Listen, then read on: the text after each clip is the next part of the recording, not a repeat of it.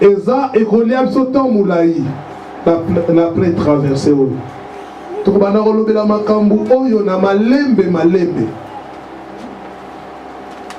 yo oyo okatisi mai okoarrive moment moko boye mai ezala te Israël na kati ya désert mai eza te bapompi eza te na désert soko lobi obanda kotimola mabulu mpo trouve mai ata na se ata 40 mètres kotimola mai ekozala nango te wana désert mai ekouta wapi?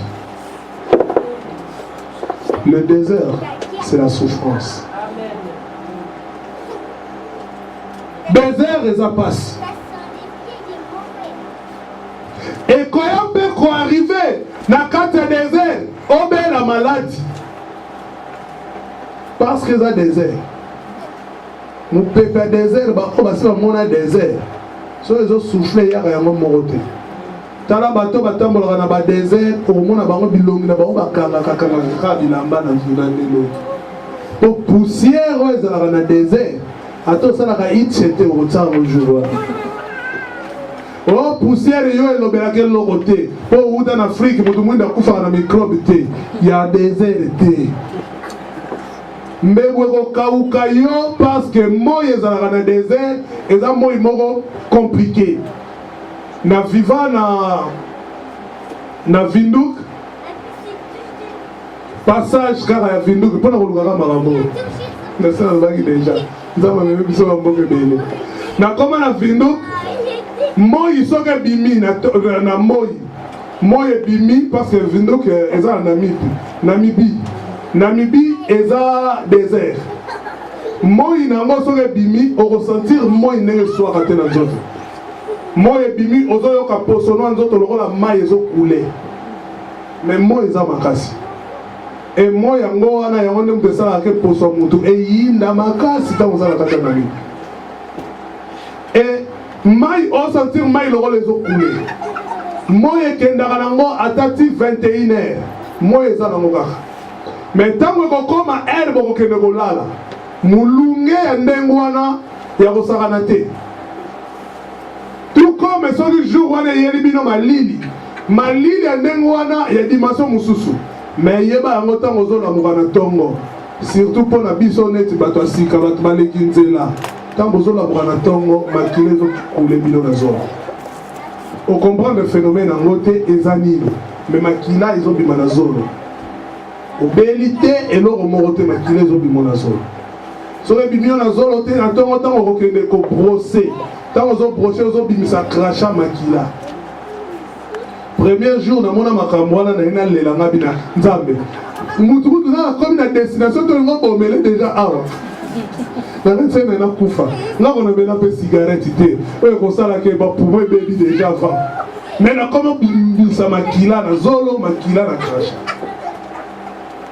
désert eya na vie moko différent na vie oyo vivaka avant désert eza différent na vie oyo yo mesalaka nango mpe na Egypte. Na Egypte ezalaki fimbu misala makasi batravaux forcés servitude mais sikoyo ekomi makambo ya désert ekomi sikoyo circonstance ya terrain oyo komi ozalaki na yo na Egypte ozalaki na mwasi ya ndumba na Egypte kuna babandako utilize yo na ekobo soko okei oketeka nzoto epa bamibali bapesi yo mwa bamiete na bango ba 150 20 euros okangisi yango nde yo banayi kosalela vie na yo okomi na ndako na otala tele munene tala ordinateur tala bakiti ovandi ozokomituna oyo ndako oyo azwaka combien salaire na ye ezalaki mbongo oyo banayi kozwa na shekula ezalaki mbongo oyo banayi kozwa na ekobo ezalaki mbongo oyo banayi koyiba na bamagazin ezalaki mbongo oyo banayi kozwa d'une manière illégale wana ezalaki na Egypte oyo banayi kosala gloire ya Pharaon Pharaon azosepela ntango yo ozokende koyiba bongo ntango yo ozokende kozwa mbongo moyeke Pharaon azosepela oke kozwa kisi okomi na mbongo tu es devenu riche okota ba rose croix, okota maïkari, okota franc-maçonnerie, okota ba nganga, ozwa bombengo, ozwa ba succès na banzela wana. Sikoyo okati si mai. Okoti na désert. Mai tango okatisa, elingi koloba nini? Nzambe azo délivrer yo ke otiki sikoyo kozwa lisusu mbongo ya moyeke. Obwaki kisi au passé délivrance. Otiki ekobo au passé délivrance. Otiki moyibi, otiki koteka drogue, otiki kosala ba shekula, oke sikoyo via sika sikoyo na Christ. Alléluia. Et tango komi sikoyo na désert ezanini. Nzambe sikoyo abandi ko préparer yo. Wala kisayo sikoyo ndenge nini oko vivre na bisika oyo nzambe azomema yo. Parce que komi via sika. Sikoyo moma oyo azoko enseigner yo wana. Moma wana elingi koloba teke nazozo na enseignement ya nzambe, mais soki na silisi na la vita yesu tumwe kobo moko kaka pona zo 500 € na kendo na futi la bana minerval. Makambo wana sikoyo esili. Sikoyo komi désert komi sikoyo ozala na mbongo te bakongo balobaka mamona mbwa mafuila kumbundu. Ekomi makambo akati ya motema. Makambo komona vivre ngo kaka o supporter. Amen. Parce que komi sikoyo nzambe atoka tindi neteke atindela yo aigle atindela yo korbo moko ya koliesa yo biloko ekozala te. Soki pe man ekiti nango te, s'il n'y a pas la manne, il n'y aura pas la manger pour toi. Et pendant ce temps-là, ça sera la souffrance. Imaginez-vous, tu étais déjà habitué à recevoir 500 € facilement. Au lalo l'amour qui ne pas, au teki kaka deux boules kaka. Deux boules, il y a 250, pas 500 €.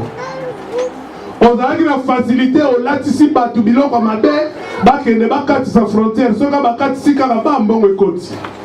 Siko ba yebi so ko latisa susu bana batute. Ko memisa susu bana batubilo kote. Parce que ezalaki lisumu. Siko tiki siko banda via sika na Yesu. Yekola kobeta kayu. Yekola sikoyo kokende koteka na wenze. Bene meza passe. Alléluia. Amen.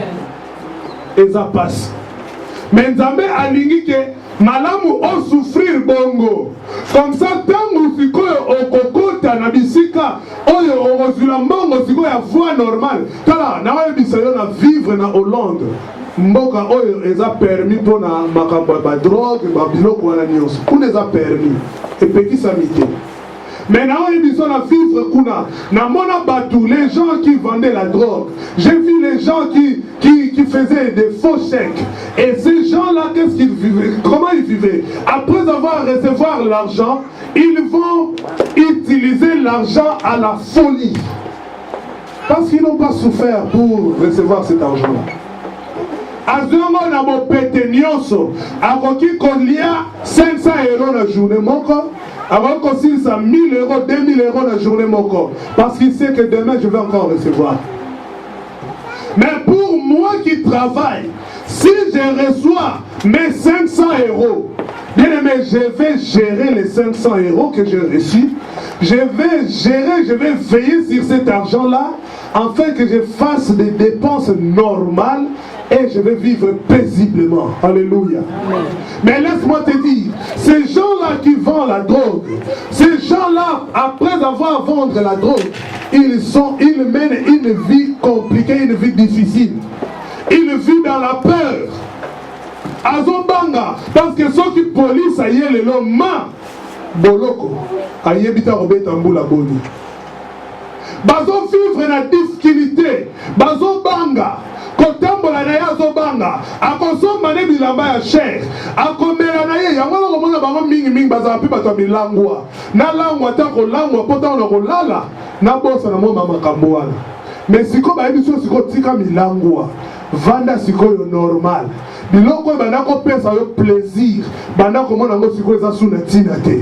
Ndenge apôtre Paul azoloba, biloko o bandaki komona utile na époque wana tango azalaki nanu na Égypte akomi komona ngo ezalaki perte ya temps sikoyo akomi komona makambo utile nde kati na Yesu Masiya mbongo sikoyo malamu eza oyo Christ Jésus sikoyo akomi kopesa yo. Ce n'est plus vivre comme en Égypte, maintenant c'est vivre comme Dieu. Amen. Et pendant ce temps dans le désert, Dieu voulait effacer l'image de l'Égypte dans la vie de ce peuple d'Israël. Alléluia. Amen. Pendant que Dieu accepte que toi tu puisses passer le désert, je reviens encore pour le dire que c'est pour te façonner. C'est pour te donner une forme qui te fera que lorsque tu seras dans à la terre promise, à l'endroit voulu par Dieu, que tu puisses mener une vie paisible. C'est ça l'objectif de Dieu. C'est ça la pensée de Dieu. Il veut te préparer. Il veut te former. Bien-aimé, mutu soki ba préparer tango akosimba lipamboli akoyeba ko gérer yango. Mutu soki ba préparer yete soki bo pesi lipamboli bien-aimé akoyeba ko boa kango lokola so eloko nini akoyeba ko gérer yango te. Un bon gérant eza oyo azoki formation. Un bon gérant, c'est celui qui a reçu une formation. Tozongi sima. Bandeko na biso tozaka na Afrique. Ba o bazaka bana ba mikonzi. Bana benga ba o bana ya. Sunelika wana yo bakisa wetikani. Bana wana. Baba na ko lia mbongo na busalo.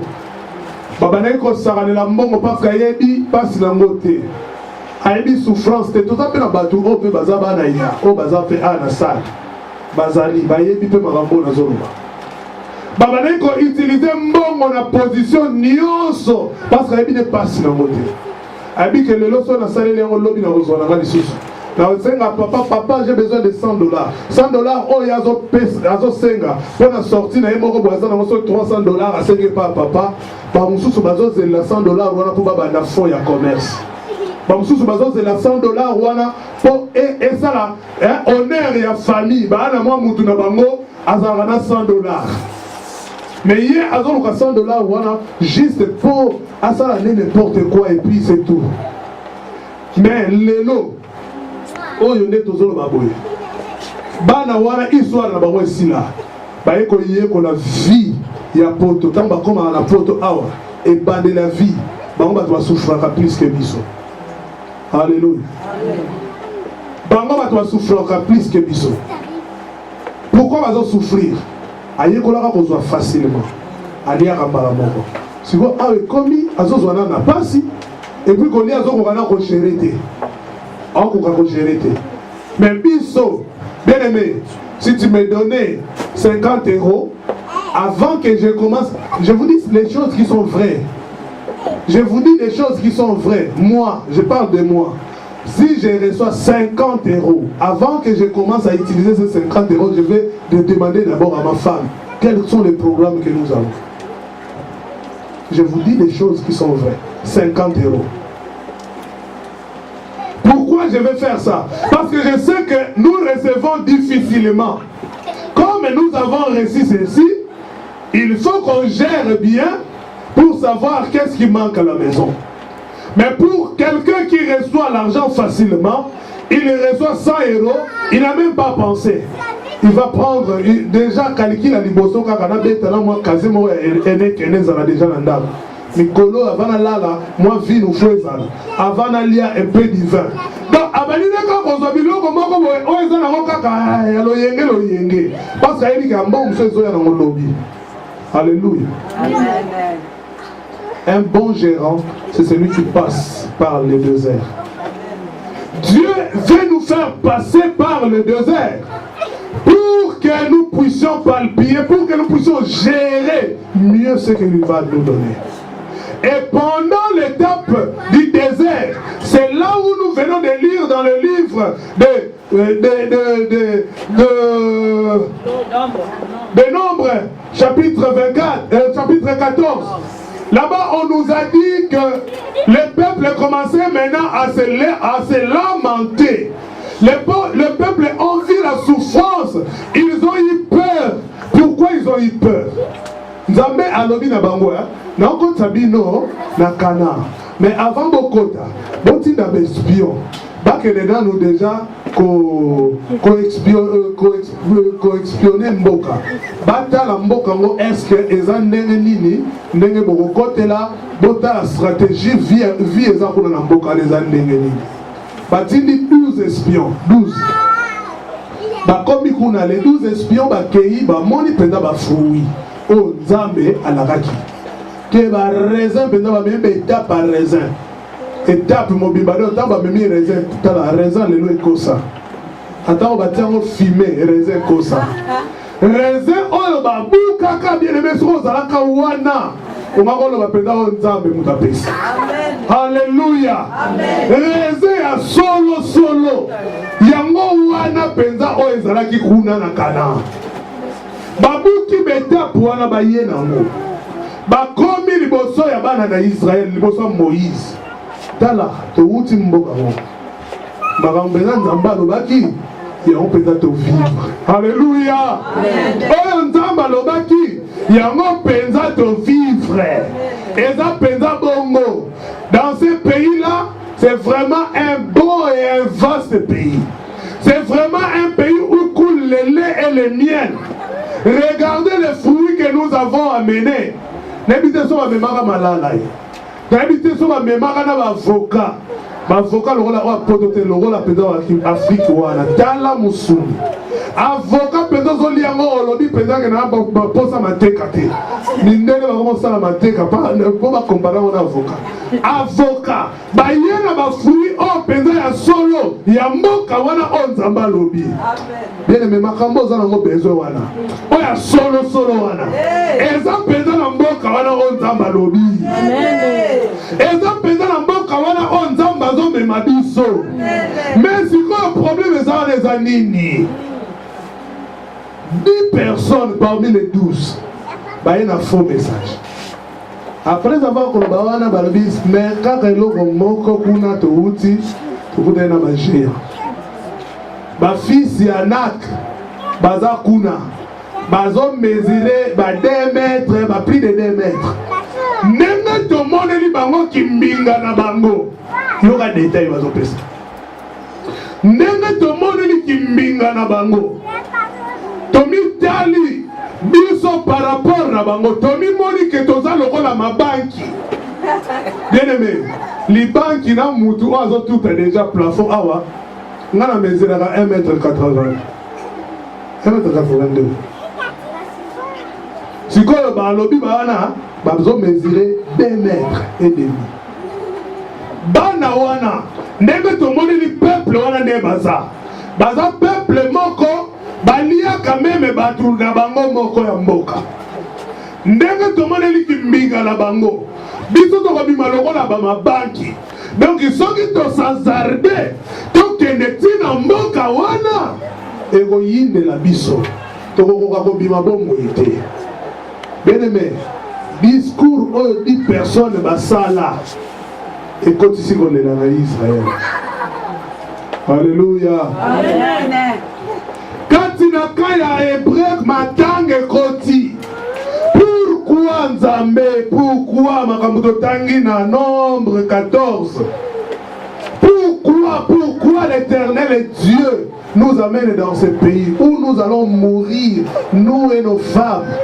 Pourquoi ce Dieu nous amène là-bas? Bien-aimé dans le Seigneur, je vais te dire une chose. Même s'il y a les fils d'Anak, même s'il y a la mort, moi j'y vais. Moi j'arriverai. Parce que Dieu a dit, je vais obéir. Amen. Fils d'Anak ou pas fils d'Anak, moi écoute Kabouani. Ah, bazanga penser les jours wana. Fallait pas raisonner. Bien aimé ceux qui va raisonner qui que mai écoute Kabouani. Oh écoute nous tomons na té. Et mai wana Ils sont capables de même maintenant ma fils d'Anak. Ma fils d'Anak va résister devant mer rouge. Ceux qui mer rouge, zongi. Et bon, ah, dit. Mais na katisa ki mai bien aimé ngana kokoma. Amen. Non, il a fortifié Moutoumoko. Que parce que Nasina Katisi Maï na kokoma. Parce que Nasina Katisi Maï to kokoma. Parce que Dosto Katisi Maï to kokota. Parce que Dosto Katisi Maï to kokoma. Parce que Nzambe a lobby to kokoma. Après la traversée. To kokoma. Bantu Moussou va vivre ce discours. Babi, si c'est comme ça, pourquoi l'Éternel nous fait-il aller dans ce pays où nous tomberons par l'épée, où nos femmes et nos petits-enfants deviendront une proie? Ne vaut-il pas mieux pour nous retourner en Égypte? Yokababoul. Mais si quand on est kufa, babo mabiso, babo mabasi na biso, babo manabana na biso. Est-ce que au monite que ça n'a pas de malamu to zonga na biso en Égypte? Bien-aimé dans le Seigneur, Zamba memi biso na désert pour la biso penser en Égypte. Au nom de Jésus-Christ, Égypte est effacée. Na corps, na âme, l'esprit, na vie, na ngai, na kombo, na Yesu. Égypte est effacée. Bas sentiment Égypte est tikala. Bas sentiment Égypte est moyibi.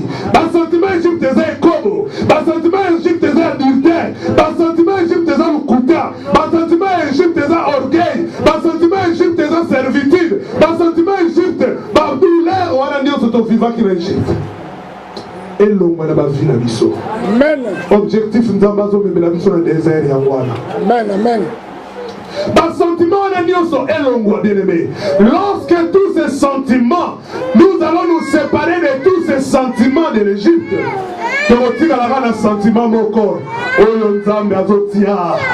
Oh, Nzambe azotia, bien aimé. Le monde a un sentiment Égypte. Tikala un sentiment, oh, Nzambe azokotisa yo. Tikala un sentiment, oh, Nzambe azotia katina yo. Côté à l'issue du sentiment à Égypte. Le passé, c'est passé. Pendant qu'on t'a à l'avenir, pendant qu'on t'a à le devant, pendant qu'on t'a en haut, je lève les yeux vers les montagnes. Le secours me viendra de l'Éternel. Alléluia. Amen. Luka a fixé mis na yo liboso. Luka a fixé mis na yo liboso. L'itoi na yo e o kasusu na Égyptien te.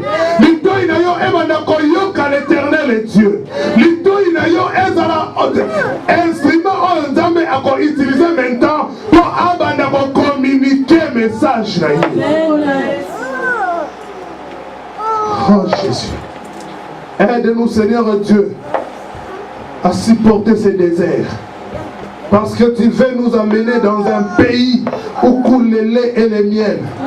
Parce que tu nous amènes dans le couloir qui amène au ciel. Bien-aimés dans le Seigneur, il n'y a eu que 2 personnes qui pouvaient changer ce discours. Il n'y a eu que 2 personnes. Batunio so obakenda. Batanga tanga bango lisusu te na Bible. Bato batikala na succès. Josué na Caleb. Les 2 personnes, bazongi babi non. Potika peuple le continent na katina libota ya Israël. Batu bazole la matanga Moïse munobwe kanga mina koloba lisoni. Ngako na sina lobaki déjà Nzamba lobaki sikoyo ekomi boye Nzambe. Bateau na tindi bayeko bomelanga mission. Gloire soit rendue à l'Éternel. Quand il y a la main de l'Éternel, je suis dans Caleb Azali. Amen. Oh, amen. Bien aimé. Si on a zone de la Koloba, ceux qui ont beau na yo. Nalena lobake. Chance que dans la main de l'Éternel la colombe, je suis dans Caleb Azali. Oh, bakozalake. kati ya Israël. Moïse asili maloba. Josué na Caleb bakotelema. Bakoya kofortifier peuple. Bakoya kofortifier peuple. Bakoya korassurer peuple. Et Josué na Caleb wana eza yo. Josué na Caleb wana eza yo. Josué na Caleb wana eza yo. Oh bakoya kofortifier peuple. Oh bakoloba ke l'Éternel parce qu'alobaki. Bakamu onza balobaki. Tokomona yango. Josué fungoli monoko. Abi pourquoi besoin de lisa peuple? Soki Nzambe aza favorable na biso. Soki Nzambe, si l'Éternel est Dieu est pour nous, si Dieu est pour nous, qui sera contre nous? C'est alléluia. Bana oyo, ba fils oyo ya nak, ba kokoma, ba travailleur pour la biso. Si Dieu est pour nous, ba fils ya nak, ba kokoma, ba serviteur na biso. Donc utiliser bango pour batongela biso bandako. Biso to bandako beta ba brique en Égypte. Sur biso pe fo ba beta biso ba brique. Non, vous comprenez ma camote. Surtout en Égypte, ngana zaki mobeti ba brique. Ya bandako ngana lala kate. Bandako oyo ba Égyptien bazo lala. Ngana komi motongeli na baba ba brique. Na komi motongeli na baba bandako. Ngai pese siko tour là. Quelqu'un peut dire maintenant c'est mon tour. Quelqu'un peut dire maintenant c'est mon tour. Maintenant c'est mon tour. Soki lobi ngana tongela ki batu bandako. Et combien de kongai peba bandako tongela ngai. Na konzo batu mususu te. Na konzo kaka banguna na ngai. Na konzo batu mususu te. Na konzo kaka ba oyo banyokola ki ngai. Bangone bakotongela ngatako. Bangone bakotonga oyo nga. Alléluia. Gloire soit rendue à Dieu. Hier, tu as travaillé dans la servitude. Maintenant, les gens vont travailler pour toi. Pour la gloire du nom de Jésus. J'aime ces deux personnages, Josué et Caleb. Je ne sais même pas qui les avait donné cette inspiration. Je sais que, parce que ces deux personnes, ils avaient déjà le moral, le mémoire renouvelé. Leur pensée n'était plus une pensée des Égyptiens. Pensée dans le c'est changea. Je pensais en pensée dans le c'est contre la pensée en Zambé. Raisonnement dans le raisonner sous le rôle à Batou à mon kilité. Pas comme il raisonner le rôle à Batou oh bazaya Lola. Pas comme il raisonner le rôle à Batou oh bazana Lola. Pas comme il raisonner différemment na Batou oh bazala qui l'Égypte. Oh bien-aimé dans le Seigneur. Moutou oh abimi l'Égypte. Soit côté désert. Pensez en Zambé, mission en Zambé. Et Zalaka a changé Moutouana. Quand on me met dans le désert, pensez à Esaïe pour effacer, pour effacer Makambo et Égypte na bongo na yo. Amen. Esaïe le rôle à Moutou quelque chose. N'habitez pas bien un recyclage. Toto bien un vidage à ma fouta. Pas que vider ma fouta ou kala. Ma fouta Égypte et longwa. On va compter ça ma fouta sika. On va capter la montée de commander au table na malamu. C'est le même abattu na pensée. Il y a bon Zambé. Mais il y a le pensée, il y a pharaonique. Mais il y a le pensée, il y a pharaon. Il y a le pensée, il y a égyptien. Donc ça dans Zambé. Et ça qui est en train de continuer le désert. Donc là ta pensée, il y a terre promise. Donc là ta pensée, on ne sait pas une Zambé. Voilà pourquoi, gloire soit rendue au Seigneur. Quand nous ensemble là, mercredi, vendredi, nous ensemble là, Nzambe a révélé biso. Alors dit que bon tika kokanisa lisusu na ndenge ya ba égyptien parce que si quoi est comme makambu il y a Ésaïe 43 ainsi parle l'Éternel qui t'a créé oh Jacob c'est lui qui t'a formé oh Israël ne crains rien car je t'ai racheté je t'appelle par ton nom tu es à moi si tu traverses les eaux je serai avec toi et le fleuve ils ne te submergeront point si tu marches dans le feu tu ne et la flamme ne t'embrasera pas. C'est ce que Dieu nous avait dit. Bandako kanisa siko na ba pensée à l'autre. Bandako matananga elongo bandako kanisa na pensée à kibonzambe. Pensez à batu o bazo ba décision. Pensez à batu o bazo raisonner lokola batu maboma. Batu bazo raisonner tant batu bazo tala bango babi o yazali boma. Nazali boma parce que nazali Yesu oui. Nazali boma parce que nazo raisonner ndenge moko te na batu mokili. Nazali boma pour nazo raisonner ndenge moko te na ba égyptien. Nazali boma pour nazo raisonner ndenge moko te na batu o bazo condamner pas Pharaon. Na komi na maître mususu. Na komi na l'Éternel comme maître. Na komi na l'Éternel comme berger. Ah, bandako bonde la bandako glorifier Nzambe. Donc c'est là komi ko raisonner comme ba égyptien sous-souté. Nazo raisonner sous lokola ba égyptien te. Na komi ko raisonner lokola batu oyo baza ba racheter. Lokola batu oyo baza délivrer. Lokola batu oyo basi bakatisi mai. Lokola batu oyo bazo vivre gloire na Nzambe. Batu oyo bazo ko rassurer ba mususu. Batu oyo bazo fortifier ba mususu. Batu oyo bakomi ko exalter balinga. Alléluia. Parce que l'Éternel est Dieu. Jésus-Christ aïe na mabele. Il est passé par le désert. Jésus-Christ de Nazareth est venu sur la terre. Dieu a permis qu'il passe dans le désert. Dieu a permis, Nzambe a permis qu'il désert et pas une Yesu. Yesu aïe, Bible lobby, il était un homme de douleur, habitué à la souffrance. Jésus-Christ aussi avait accepté la souffrance. Jésus-Christ aussi avait accepté de souffrir. Il a accepté la souffrance, mais cette souffrance lui avait amené dans la gloire. Lui avait amené dans la gloire. La souffrance de Jésus, la Bible nous dit aujourd'hui, Jésus-Christ a été souverainement élevé au-dessus de tous les noms. Jésus-Christ a été souverainement élevé au-dessus de tous les noms. Son nom a été souverainement élevé parce qu'il avait accepté. Parce qu'il avait accepté. Parce qu'il avait accepté le désert. Il avait accepté le désert. Bien aimé, ceux qui nous ont venus au désert. Pambolaye, Koumisaye. Parce que si il y a désert, il y a la gloire. Parce qu'après le désert, il y a la gloire. Parce qu'après le désert, il y a la gloire. Il y a la gloire. Il y a la gloire. Il y a la gloire. Il y a la gloire. Au nom de Jésus. Au nom de Jésus. Au nom de Jésus. Alléluia. Tu es Seigneur. Tu es Seigneur Jésus. Jésus, tu es Seigneur. Je te bénis le roi des rois. Je te bénis le Seigneur de l'univers. Je te glorifie Seigneur. Parce que tu es mon Dieu. Parce que tu fais ce que l'homme ne peut pas faire. Parce que tu es capable de tout. Parce que tu es capable de tout. Parce que tu es capable de tout. Sois béni, sois glorifié. Sois béni, sois glorifié. Toi qui vis et qui demeures, tu es Dieu pour l'éternité. Sois béni, sois glorifié, Seigneur. Sois béni, sois glorifié, le roi des rois. Sois béni, sois glorifié, Seigneur. Alléluia, Jésus. Alléluia.